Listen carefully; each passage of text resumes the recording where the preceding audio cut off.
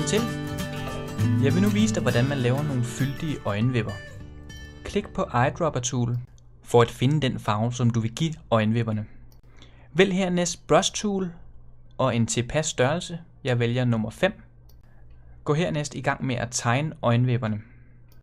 Det gør ikke noget, at de bliver store, eller at du rammer ned i øjet. Det vigtigste, det er retningen på øjenvipperne.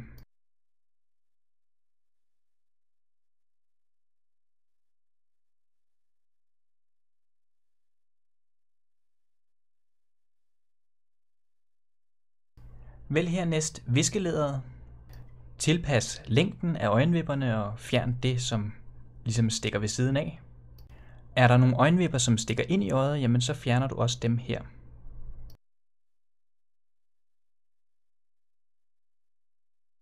Sæt opaciteten ned, så det kommer til at se naturligt ud. Og lav så et nyt lag til øjenvipperne neden under øjet. Vælg igen Brush Tool og læg en streg langs kanten af øjet.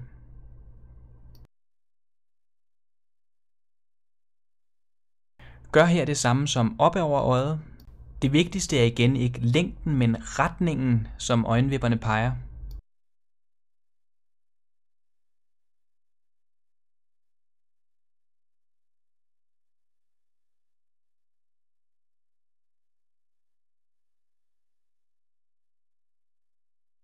Gør som før. Tag viskelæderet og afkort øjenvipperne, så det ser naturligt ud.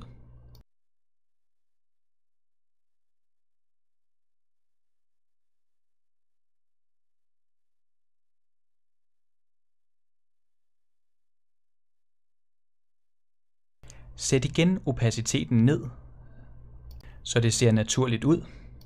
Lav igen et nyt lag. Vælg Brush Tool igen og læg nogle små øjenvipper, som giver mere fyldighed langs kanten af øjet.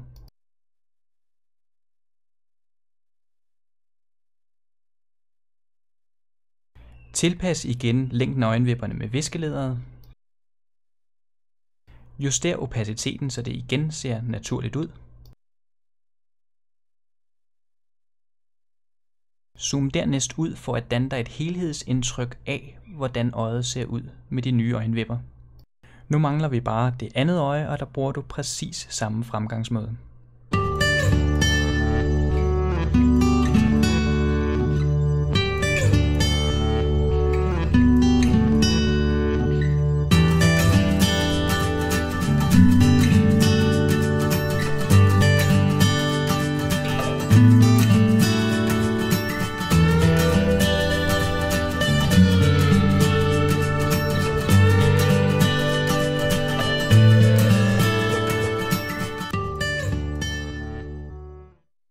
Nu er jeg glad og tilfreds.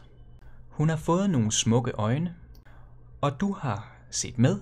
Tak for det, og på gensyn.